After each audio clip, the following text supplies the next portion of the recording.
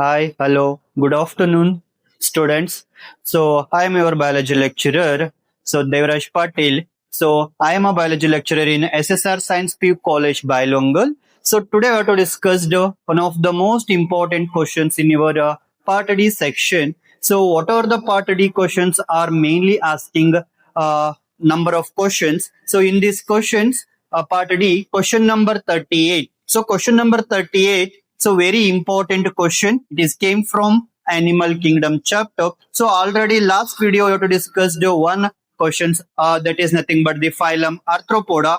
So today we have to discuss the another phylum that is nothing but the phylum Mollusca. Sir only ಇವೆರಡು ಎರಡು phylums ಗಳನ್ನ ಎದಕ್ ತಗೋತಾ ಇದೀವಿ? ಇವೆರಡೇ important ಈ ಚಾಪ್ಟರ್ ಒಳಗಡೆಗೆ.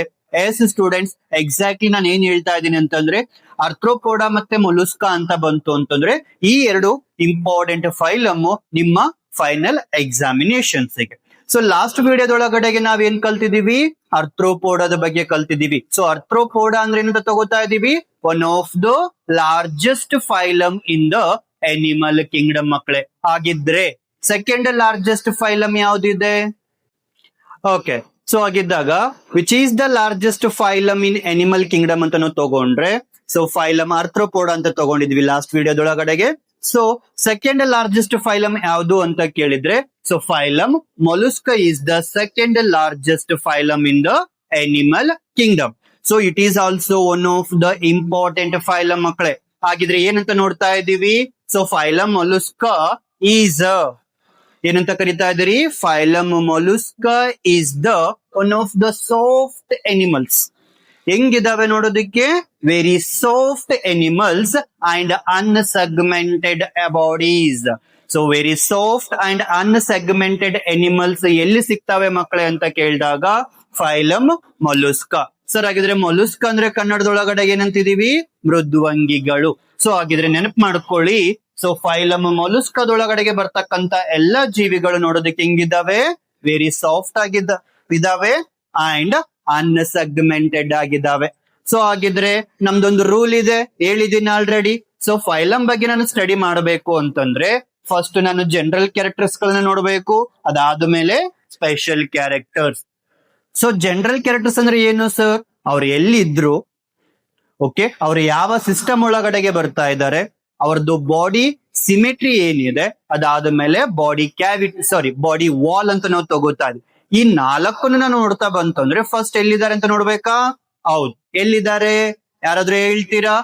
ಸರ್ ಕೆಲವೊಂದಿಷ್ಟು ಮೊಲುಸ್ಕಾಗಳು ನೀರಲ್ಲಿ ಕಾಣಿಸ್ತಾ ಇದಾವೆ. ಯಾವ್ದದು ನೀರಲ್ಲಿ ಕಾಣಿಸ್ತಕ್ಕಂಥದ್ದು? ಎಕ್ಸಾಂಪಲ್ ಹೇಳ್ರಿ ಅಂತ ಕೇಳಿದಾಗ ಏನ್ ಹೇಳ್ತೀರಿ? Sir devil fish. ಏನಿದು ಡೆವಿಲ್? ಒಂದು ದೇವದ ಆಕಾರದಲ್ಲಿ ಇರ್ತಕ್ಕಂಥ ಒಂದು ಎನಿಮಲ್ ಎಲ್ಲಿದೆ? ನೀರ್ ಒಳಗಡೆಗಿದೆ. ಹಾಗಿದ್ರೆ ಭೂಮಿ ಮೇಲೆ ಇಲ್ವಾ ಸರ್? ಹಾಗಿದ್ರೆ ನೆಲದ ಮೇಲೆ ಇಲ್ವಾ ಮೊಲುಸ್ಕಾಗಳು? ಎಸ್ ಇದಾವೆ ಮಕ್ಕಳೇ. ಯಾವ್ದು ನೋಡ್ರಿ, ಎಲ್ಲರೂ ನಾವು ಚಿಕ್ಕವರು ಇರ್ಬೇಕಾದ್ರೆ ಅದನ್ನ ನೋಡಿ ಆಟ ಆಡ್ತಾ ಇದ್ವಿ, ಅದನ್ನ ಹಿಡ್ಕೋತಿದ್ವಿ. ಯಾವ್ದು ಆಗಿದ್ರೆ? ಬಸವನ ಹುಳು ಅಂತ ಕರಿತಿದ್ವಿ. ಹಾಗಿದ್ರೆ ಅದನ್ನ ಇಂಗ್ಲಿಷ್ ನಲ್ಲಿ ಏನಂತಾರೆ? ಪೈಲಾ ಅಂತ ಕರಿತಿದೀವಿ, ಅಥವಾ ಆಪಲ್ ಸ್ನೇಲ್ ಅಂತ ನಾವು ಕರಿತಾ ಇದ್ವಿ. ಸೊ ಹಾಗಿದ್ರೆ ಇಲ್ಲಿ ನಾವು ನೋಡೋದಾದ್ರೆ ಫೈಲಮ್ ಮೊಲುಸ್ಕ ನಮಗೆ ಎಲ್ಲೆಲ್ಲಿ ಸಿಗ್ತಾ ಇದ್ದಾರೆ? ಮೋಸ್ಟ್ ಆಫ್ ದಿ ಮೊಲುಸ್ಕನ್ಸ್ ಎಲ್ಲಿ ಸಿಗ್ತಾ ಇದ್ದಾರೆ ಮಕ್ಕಳೇ?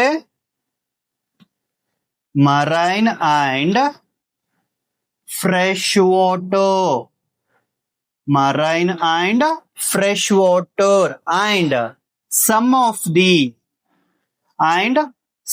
of the found in terrestrial. ಎಲ್ಲಿ ಕಾಣಿಸ್ತಾ ಇದ್ದಾರೆ? ಟೆರೆಸ್ಟ್ರಿಯಲ್. ಫಸ್ಟ್ ಪಾಯಿಂಟ್ ಕ್ಲಿಯರ್ ಆಯ್ತಾ? ಏನಿದೆ? ಆಕರೆನ್ಸ್ ಎಲ್ಲಿ ಸಿಗ್ತಾ ಇದ್ದಾರೆ? Most of the molluscans are found in marine and as well as the fresh water and some of the molluscans are found in terrestrial. ಅರ್ಥ ಆಯ್ತಾ? So marine and fresh water ಗೆ ನೀವು oyster ತಗೋಬಹುದು, octopus ತಗೋಬಹುದು. ಸಿಕ್ಕಾಪಟ್ಟೆ examples ಕೊಟ್ಟಿದ್ದಾರೆ NCERT book ಒಳಗಡೆಗೆ ಮಕ್ಕಳೇ. ಹಾಗಿದ್ರೆ ನೆಲದ ಮೇಲೆ ನಾವು ನೋಡೋದಾದ್ರೆ ಯಾವ್ದು ತಗೋತೀವಿ ಸರ್? ಆಪಲ್ ಸ್ನೇಲ್ ಅಂತ ನೋಡ್ತಾ ಇದೀವಿ. ಸೊ ನೆಕ್ಸ್ಟ್ ಕಾಣಿಸ್ತಾ ಇದೆ ಲೆವೆಲ್ ಆಫ್ ಆರ್ಗನೈಸೇಷನ್. ಏನಿದೆ ಲೆವೆಲ್ ಆಫ್ ಆರ್ಗನೈಸೇಷನ್? ಆಲ್ರೆಡಿ ಕಲ್ತಿದೀವಿ ನೋಡ್ರಿ ಇಂಟ್ರೊಡಕ್ಷನ್ ಪಾರ್ಟ್ ಒಳಗಡೆಗೆ. ಏನಿದೆ? Cellular level, tissue level, then organ level, organ system level. ಆಗಿದ್ರೆ ಫೈಲಮ್ ಮೊಲುಸ್ಕ ಎಲ್ಲಿ ಬರಬಹುದು? ಎಸ್ ಎಕ್ಸಾಕ್ಟ್ಲಿ ಇಲ್ಲಿ ಬರ್ತಾ ಇದಾವೆ organ system level of organization. Organ system ಅಂತ ಯಾಕೆ ಕರಿತಾ ಇದೀವಿ? Number of tissues to form organ and number of organs to do their particular function. That kind of organisms are belongs to organ system level of organization. Very good. Then ಅದಾದ್ಮೇಲೆ body symmetry ನೋಡ್ತಾ ಇದೀವಿ. Sir ಏನಿದು body symmetry? 3 ರೀತಿಯ body symmetry ಇತ್ತು ಮಕ್ಕಳೇ. Asymmetry, again radial symmetry, then ಅದಾದ್ಮೇಲೆ bilateral symmetry. ಏನಿದು symmetry?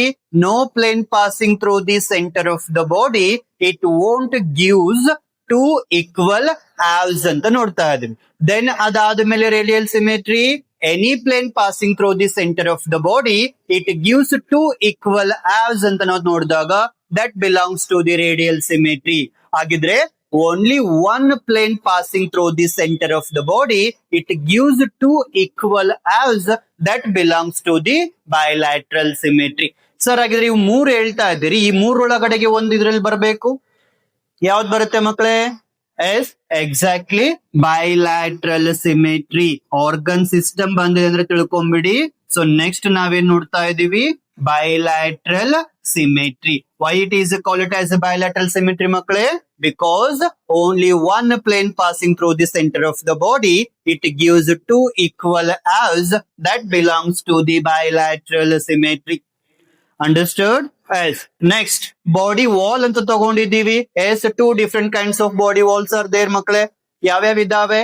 ಒಂದು diploblastic, another one is triploblastic. So diploblastic is nothing but as it consists of 2 layers. What are the 2 layers?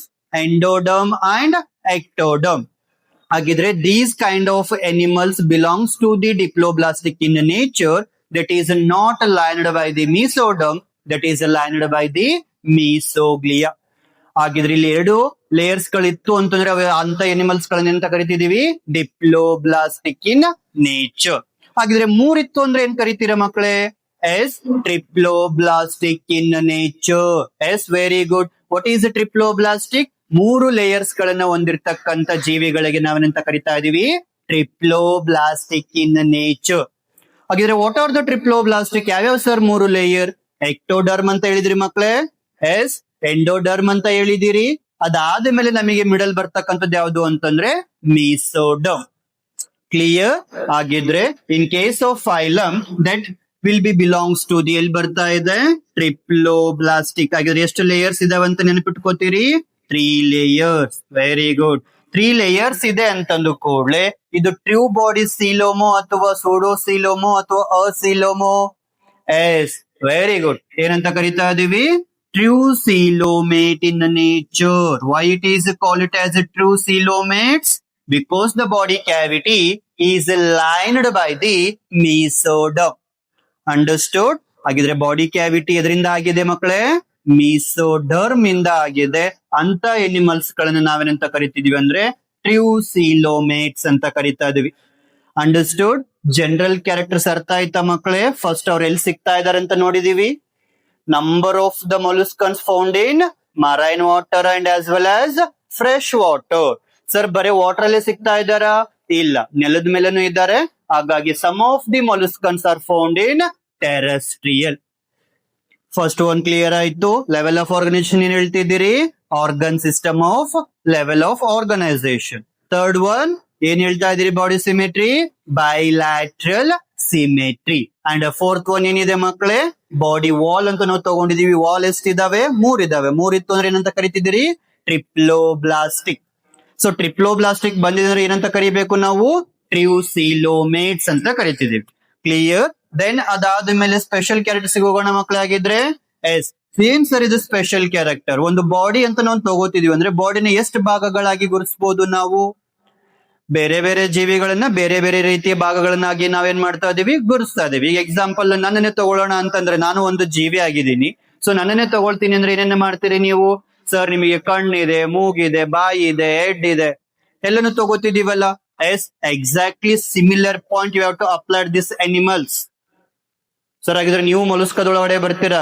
ಇಲ್ಲ ಇಲ್ಲ ಇಲ್ಲ, ನಾನ್ ಮೊಲಸ್ಕ ಅಲ್ಲ, ನಾನ್ ಯಾವ್ದು ಮ್ಯಾಮಲ್ಸ್. ಹಾಗಿದ್ರೆ ಇಲ್ಲಿ ಏನ್ ನೋಡ್ತಾ ಇದೀವಿ? ಮೊಲಸ್ಕ ಬಗ್ಗೆ ಕಲಿತಾ ಇದೀವಿ. ಹಾಗಿದ್ರೆ the body is divisible into 3 major parts, that is nothing but head. ಏನ್ ಹೇಳಿದೆ? ಹೆಡ್.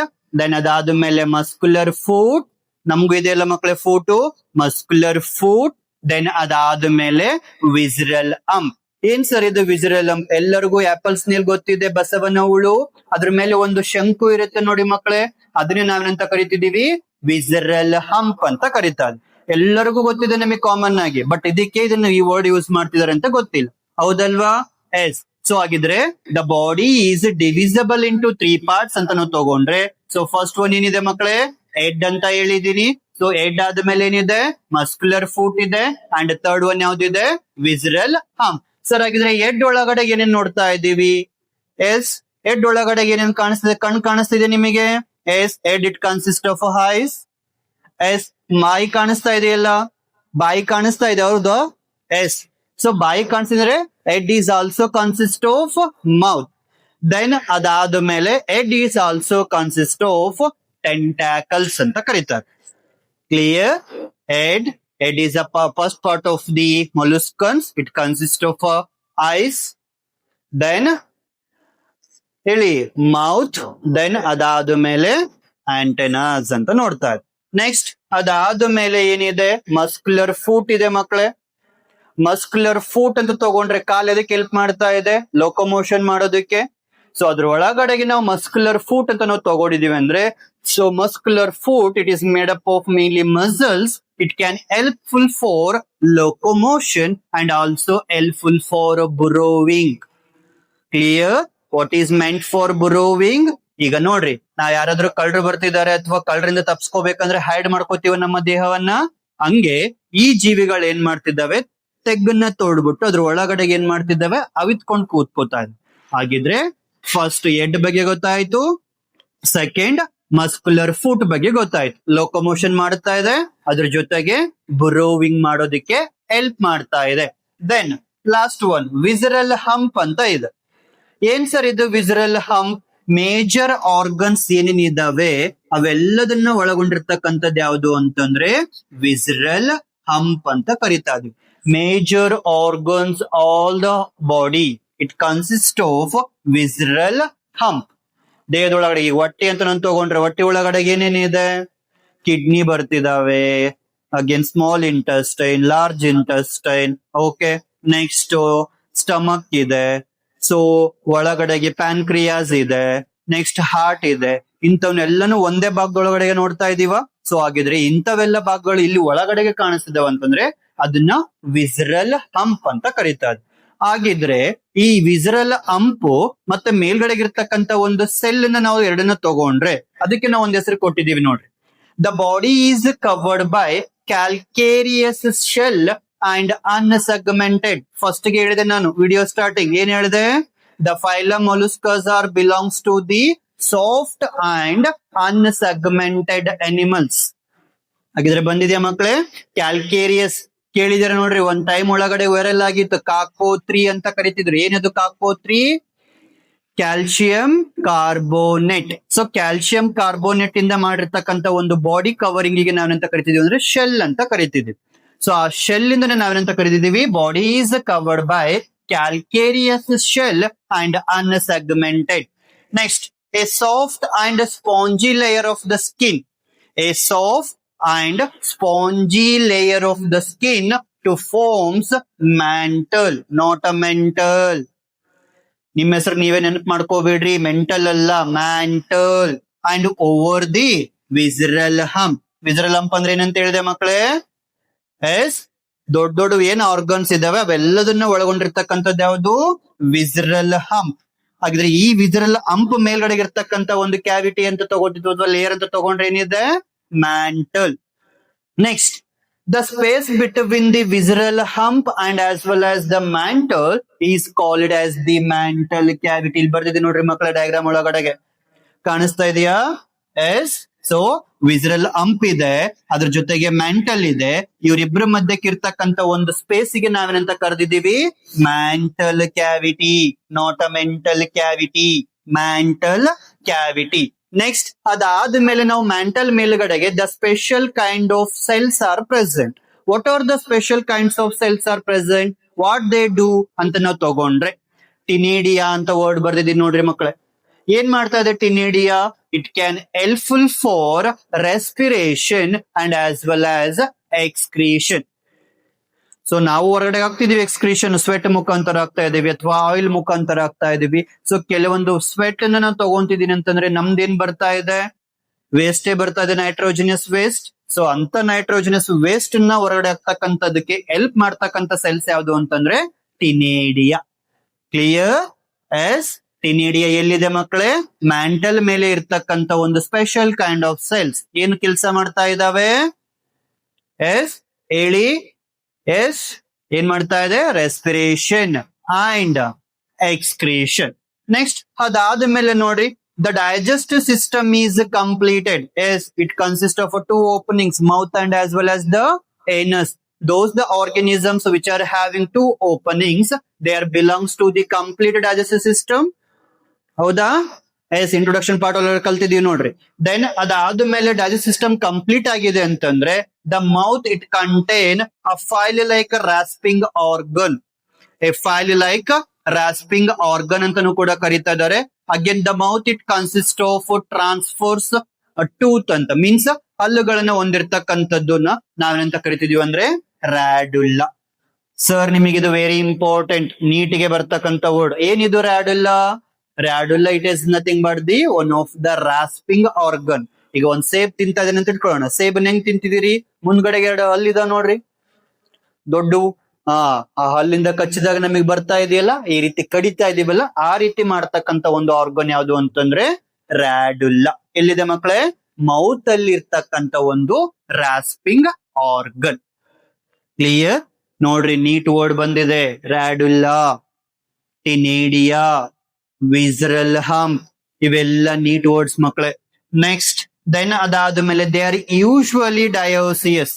ನಾನಿಲ್ಲಿ ರೀಪ್ರೊಡಕ್ಟಿವ್ ಸಿಸ್ಟಮ್ ಅನ್ನ ತಗೋತಿದ್ದೀನಿ ಅಂತಂದ್ರೆ, ಸೊ ರೀಪ್ರೊಡಕ್ಟಿವ್ ಸಿಸ್ಟಮ್ ಅಂತ ನಾವು ತಗೊಂಡಾಗ ಸೊ ಎಲ್ಲಾ ಜೀವಿಗಳಲ್ಲಿ ನೋಡ್ತಾ ಇದೀವಿ. So reproductive system it belongs to the they are the dioecious ಅಂದ್ರೆ sexes are separated. Sexes are separated, male ಮತ್ತೆ ಸಪರೇಟ್, ಫಿಮೇಲ್ ಮತ್ತೆ ಸಪರೇಟ್. ಮೇಲು ಮತ್ತೆ ಫಿಮೇಲ್ ಇದೆ ಅಂತ ಗೊತ್ತಾದ ಮೇಲೆ ಅಲ್ಲಿ ಏನ್ ನಡಿಬೇಕಾಗಿದೆ? ರೀಪ್ರೊಡಕ್ಷನ್ ನಡಿಬೇಕಾಗಿದೆ. ಸೊ ರೀಪ್ರೊಡಕ್ಷನ್ ನಡೀತಾ ಇದೆ ಅಂತಂದ್ರೆ ಎಂತ ರೀಪ್ರೊಡಕ್ಷನ್ ನಡೀತಾ ಇದೆ? Fertilization takes place by the internal or external ಅಂತ ತಗೊಂಡ್ರೆ ಏನ್ ಹೇಳ್ತೀರಿ? ಎಸ್ ಹೇಳಿ. Internal. Very good. So fertilization takes place by the internal. So internal fertilization ಆಯ್ತು ಅಂತ ನಾವು ತಗೊಂಡ್ರೆ they are belongs to the viviparous or ova viviparous or ova sorry ಯಾವುದು? ಓವಿಪ್ಯಾರಸ್. Yes, oviparous. ಓವಿಪ್ಯಾರಸ್ ಅಂದ್ರೆ ಏನು ಮಕ್ಕಳೇ? Egg laying animals. ದೆನ್ ಅದಾದ್ಮೇಲೆ development is takes place by the indirect development. ಏನಂತ ಕರಿತಿದೀವಿ? Indirect development. Clear? So last ಗೆ examples ಇದಾವೆ ನೋಡ್ರಿ. ಏನೇನಿದಾವೆ ಎಕ್ಸಾಂಪಲ್ಸ್? ನಾನೊಂದ್ 3 ಬರ್ದಿದ್ದೀನಿ. ಬಟ್ NCERT ಬುಕ್ ಒಳಗಡೆಗೆ ಸಿಕ್ಕಾಪಟ್ಟ ಎಕ್ಸಾಂಪಲ್ಸ್ ಗಳನ್ನ ಕೊಟ್ಟಿದ್ದಾರೆ. ಸೊ ಸಾರಿ, ಬುಕ್ ತೆಗೆದು ನೋಡ್ಕೊಳ್ಳಿ. ಎಕ್ಸಾಂಪಲ್ಸ್ 1 ಅಥವಾ 2 ಮೆನ್ಷನ್ ಮಾಡ್ಲೇಬೇಕು. ಸೊ ಹಾಗಾಗಿ ನಾನು ಇಲ್ಲಿ ನಿಮ್ಗೆ ಈಸಿಯಾಗಿ ನೆನ್ಪಿಟ್ಕೊಳ್ಳೋದಕ್ಕೆ 1-3 ಎಕ್ಸಾಂಪಲ್ ಕೊಟ್ಟಿದ್ದೀನಿ. ಸೊ ಆಲ್ರೆಡಿ ಹೇಳ್ದಾಗೆ ಆಪಲ್ ಸ್ನೇಲ್ ಅಂತ ತಗೊಂಡಿದ್ದೆ ಮಕ್ಕಳೇ. ಆಪಲ್ ಸ್ನೇಲ್ ಅಂದ್ರೆ ಏನಂತ ತಗೊಂಡಿದ್ದೀವಿ? ಪೈಲಾ. ದೆನ್ ಅದಾದ್ಮೇಲೆ Pinctada. What is meant for Pinctada? Yes ಹೇಳಿ. ಏನಿದೆ ಪಿಂಟಾಡ? Pearl oyster. ದೆನ್ ಅದಾದ್ಮೇಲೆ ಲಾಸ್ಟ್ ಯಾವ್ದಿದೆ? Yes, octopus. ಏನಿದು ಆಕ್ಟೋಪಸ್? Devil fish. ಡೆವಿಲ್ ಅಂದ್ರೆ ಏನು? ದೆವ್ವ. ದೆವ್ವ ತರ ಇರ್ತಕ್ಕಂಥ ಒಂದು ಫಿಶ್ ಇದೆ. ಎಲ್ಲಿದೆ ಮಕ್ಕಳೇ? ವಾಟರ್ ಒಳಗಡೆ ಇದೆ. ಸೊ ವಾಟರ್ ಒಳಗಡೆ ಯಾವ್ದಿದೆ?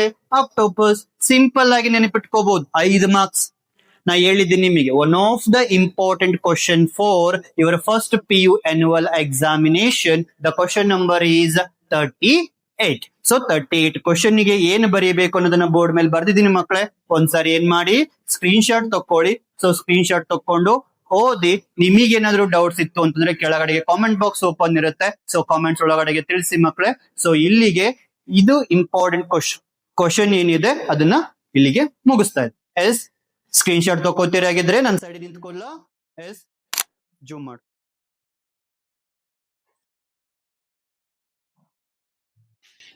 ಹಾ ಎಸ್, ಸ್ಕ್ರೀನ್ ಶಾಟ್ ತಗೊಂಡ್ರೆ ಮಕ್ಕಳೇ? ಓಕೆ, ಓದ್ತೀರ ಅಂತ ಅನ್ಕೊಂಡಿದೀನಿ, ಅರ್ಥ ಆಗಿದೆ ಅಂತ ಅನ್ಕೊಂಡಿದೀನಿ. ತುಂಬಾ ಈಸಿ ಇದೆ, ನಾವೇನ್ ದೊಡ್ಡದಾಗಿ ಕಲಿಬೇಕಂತೇನಿಲ್ಲ, ತುಂಬಾ ಈಸಿ. ನಾನ್ ಕನ್ನಡ ಮೀಡಿಯಂ ಇದೀನಿ ಸರ್, ನನ್ಗೆ ಓದಕ್ ಆಗ್ತಾ ಇಲ್ಲ ಆ ರೀತಿ ಏನು ಹೇಳಿಲ್ಲ, ನಾನು ಕನ್ನಡದಲ್ಲೇ ಹೇಳಿದೀನಿ ನಿಮಗೆ. ತುಂಬಾ ಸಿಂಪಲ್ ಆಗಿ ಅರ್ಥ ಮಾಡ್ಕೊಳ್ಳಿ, ಸ್ಕ್ರೀನ್ ಶಾಟ್ ತಗೊಂಡಾಗಿದೆ, ಓದ್ಕೊಳ್ಳಿ ಅಂತ ಹೇಳ್ತಾ. ಸೊ ನೆಕ್ಸ್ಟ್ ಇದೇ ಚಾಪ್ಟರ್ ಅಲ್ಲಿ ಇರ್ತಕ್ಕಂಥ ಇನ್ನೂ ಒಂದು ಇಂಪಾರ್ಟೆಂಟ್ ಕ್ವಶನ್ಸ್ ಅನ್ನ ಏನ್ ಮಾಡೋಣ, ಡಿಸ್ಕಸ್ ಮಾಡೋಣ. ಇದೇ ವಿಡಿಯೋದಲ್ಲೇ ಡಿಸ್ಕಸ್ ಮಾಡೋಣ. ಕ್ಲಿಯರ್? ಎಸ್. ಓಕೆ, ಸೊ ಈಗ ತಾನೇ ಒಂದು ಕ್ವಶನ್ ಡಿಸ್ಕಸ್ ಮಾಡಿದೀವಿ ಮಕ್ಕಳೇ. ಸೊ ಇದು ಕೂಡ ಒಂದು important question in the animal kingdom. Sir ಇವು ಮೂರೇ ಕ್ವಶನ್ಸ್ ನಾನು ಓದ್ಕೊಂಡ್ರೆ ಸಾಕ for the purpose of board level ಅಂತ ತಗೊಂಡ್ರೆ? ಇನ್ನೂ ಒಂದು ಇದೆ ಮಕ್ಕಳೇ, ಡಿಫ್ರೆನ್ಸ್ ಬಿಟ್ವೀನ್ ಕಾಂಟ್ರಿಕ್ ಥೈಸ್ ಅಂಡ್ ಸ್ಟಿಕ್ ಥೈಸ್. ಅದು ಕೂಡ one of the important question for the 5 marks. So ಅದನ್ನ ನೆಕ್ಸ್ಟ್ ಕ್ಲಾಸ್ ಒಳಗಡೆ ನಾವು ಡಿಸ್ಕಸ್ ಮಾಡೋಣ. ಸೊ ಇವತ್ತಿನ ಕ್ಲಾಸ್ ಒಳಗಡೆ ಈ 2 ಕ್ವಶನ್ಸ್ ಬಗ್ಗೆ ನಾವೇನ್ ಮಾಡ್ಬೇಕಿಲ್ಲಿ ಇಂಟ್ರೆಸ್ಟ್ ತೋರಿಸ್ಬೇಕಾಗಿದೆ. ಅಂದ್ರೆ ಕಂಪ್ಲೀಟ್ಲಿ ನೀನು ಅರ್ಥ ಮಾಡ್ಕೊಂಡ್ರೆ ಈಸಿಯಾಗಿ ಏನ್ ಮಾಡಬಹುದು, ನಾವು ಬರೀಬಹುದು. ಸೊ ಹಾಗಿದ್ರೆ ಏನ್ ಸರ್ ಇದು ಸೆಕೆಂಡ್ ಕ್ವಶನ್ ಇದೆ, ಇಲ್ಲಿ ಕಾಣಿಸ್ತಾ ಇದೆ ಮಕ್ಕಳೇ. The difference between, right the difference between coordinates and non coordinates ಅಂತ ಕೇಳಿದಾಗ ಈ 5 ಪಾಯಿಂಟ್ ಅನ್ನ ಬರೆದ್ರೆ ನಿಮಗೆ ಏನಾಗಿರುತ್ತೆ, 5 marks ಸಿಗುತ್ತೆ. ಸರ್ ಇಷ್ಟೇ ಬರೆದ್ರೆ 5 marks? ಎಷ್ಟು ಸಿಂಪಲ್ ಆಗಿದೆ. ಹೌದು ಮಕ್ಕಳೇ, ನೋಡಿ ಇಲ್ಲಿ ಏನು ಕೋಆರ್ಡಿನೇಟ್ಸ್ ಕಡೆಗೆ ಪ್ರೆಸೆಂಟ್ ಇದಾವೋ ಆ ಕಡೆಗೆ ಎಲ್ಲವೂ ಏನಾಗಿರ್ತವೆ, ಎಸ್, ಆಬ್ಸೆಂಟ್ ಆಗಿರ್ತವೆ. ಸೊ ಆ ಕಡೆಗೆ ಆಬ್ಸೆಂಟ್ ಇದಾವೆ ಎಲ್ಲದು ಅಂತಂದ್ರೆ ಈ ಕಡೆಗೆ ಏನಾಗಿರುತ್ತೆ, ಪ್ರೆಸೆಂಟ್ ಇರುತ್ತೆ. ಸೊ ವಿರುದ್ಧವಾಗಿರ್ತಕ್ಕಂಥದ್ದು. ಡಿಫ್ರೆನ್ಸ್ ಅಂದ್ರೆ ನಾವೇನ್ ನೋಡ್ತಾ ಇದೀವಿ, ಅಪೋಸಿಟ್. ಸೊ ಹಾಗಿದ್ರೆ coordinates and non coordinates. So total ಆಗಿ ನಾವು ಎನಿಮಲ್ ಕಿಂಗ್ಡಮ್ ಒಳಗಡೆಗೆ 14 ಫೈಲಮ್ಗಳನ್ನ ಕಲಿತಾ ಬಂದಿದೀವಿ. 10 phylum they are belongs to the non coordinates. Rest of the 4 ಅಂತ ನಾವು ತಗೊಂಡು ಅಥವಾ 5 ಅಂತ ನಾವು ತಗೊಂಡ್ರೆ ಎಲ್ಲಿ ಸಿಗ್ತಾ ಇದಾವೆ, ನಮಗೆ ಕೋಆರ್ಡಿನೇಟ್ಸ್ ಒಳಗಡೆಗೆ ಸಿಗ್ತಾ ಇದಾವೆ. ವೇರಿ ಆಗ್ತಾ ಇರ್ತದೆ ನಂಬರ್ 14, 15. ಸೊ ಜಸ್ಟ್ ಇಮ್ಯಾಜಿನ್ ಮಾಡ್ಕೊಳ್ರಿ, ಕೋಆರ್ಡಿನೇಟ್ಸ್ ಅಂತ ನಾವು ತಗೊಂಡಾದ್ಮೇಲೆ ಬೆನ್ನು ಮೂಳೆ ಹೊಂದಿರ್ತಕ್ಕಂಥ ಜೀವಿಗಳಿಗೆ ನಾವೆಂತ ಕರಿತಿದ್ದೀವಿ, coordinates. Those who are having the notochord ಅಥವಾ those who are having the vertebral column, that kind of the animals are belongs to the chordates. Those who are not having the notochord or vertebral column, they are the belongs to the non-chordates. So first point ಇದೆ ನೋಡ್ರಿ, ನೋಟೋಕೋಡ್. Sir ಏನಿದು ನೋಟೋಕೋಡ್? ನೋಟೋಕೋಡ್ ಅನ್ನು ನಾವೇನಂತ ಕರಿಬಹುದು, ಒಂದು adult reasons ಗೆ ನಾವು enter ಆದ ಮೇಲೆ ಇಲ್ಲಿ ನಮಗಿರ್ತಕ್ಕಂಥ ಬೆನ್ನು ಮೂಳೆ, ಅದನ್ನ ನಾವೆಂತ ಕರಿತಿದೀವಿ, ವರ್ಟೆಬ್ರಲ್ ಕಾಲಮ್. ಸೊ ಎಂಬ್ರಿಯೋನಿಕ್ ಸ್ಟೇಜ್ ಒಳಗಡೆ ಇದ್ದಾಗ ಏನಾಗಿರುತ್ತೆ, ನೋಟೋಕೋಡ್ ಆಗಿರುತ್ತೆ.